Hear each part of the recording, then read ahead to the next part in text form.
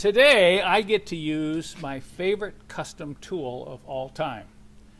And why is it my favorite? Because it was 20 years in the making, in my making. And I would have to say that for over 20 years I dreamed about having a tool that could help me install the top of Bilstein's shock absorbers, just like you see here. Now if you're not familiar with these, that is a nylock nut. And if you see that little shaft coming out, that's the top of the shock absorber. It's kind of got two flat sides on it. Well, if I just put a socket on there like this and start turning, all that does is let the shaft of the shock absorber spin. So I've got to find a way to grab a hold of that notch in the top of the shaft and then use a wrench to tighten it. Well, the battery's in the way. Yeah, I can take the battery out. But there's other cars, like my 380 SL that you see here. I had really restricted space to get the top nut tight on those shock absorbers, and I finally said, okay, I'm going to make the tool. After all that time of dreaming about it, I made the tool. And here it is. It is a shaft inside a 17mm socket that will allow me to put this part on the notch, and then what I can do is drop the socket onto the nut like that. Then I have to hold this with a wrench, and I use a 19mm box wrench. Let's see how this one works. Okay, I slip that down like that. And then I can just use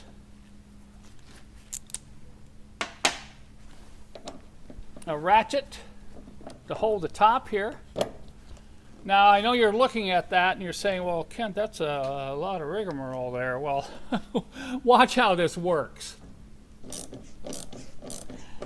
And one of the things that's unique about these shock absorbers is very fine thread. It seems to take forever to get it down tight, even using this custom wrench. But can you imagine doing this with a box end wrench? Let me show you when I'm done here how I used to do it. But I'll just run this thing down. Look at that. Look at how long that takes. And I compress the rubber and I'm done. And I pull it off. You see how many threads it had to go down there? Now, in the old days, I used to grab a hold of it with a pair of vice grips like this. And I would get a box wrench or a ratcheting box on there. And as long as you didn't have a lot of restriction in the space to work with, that would work. But let me tell you, anytime I install my Bilstein chocks, now, this is the tool I go after. Some of you may be wondering which car this is. Well, I bet you this will give it away right here. Those of you who know your older Mercedes-Benzes will recognize this. This is a W109 300 SEL 4.5. Now I'm going to tackle the left shock absorber. I've got cables in the way. So I'm going to take this custom tool, drop it down on here like this. I can drop the socket on there. And I got to make sure my ratcheting box wrench is turning the right way. I can swing this out of the way over here. Lock the ratchet in. Okay, here we go.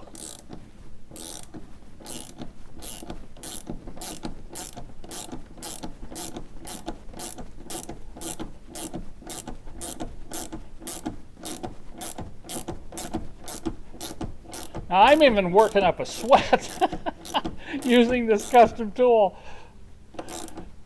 Okay, there it is. Look at that. All done. I didn't have to move a cable, and I didn't have to take 20 minutes either. So that's a demonstration of my favorite custom tool of all time.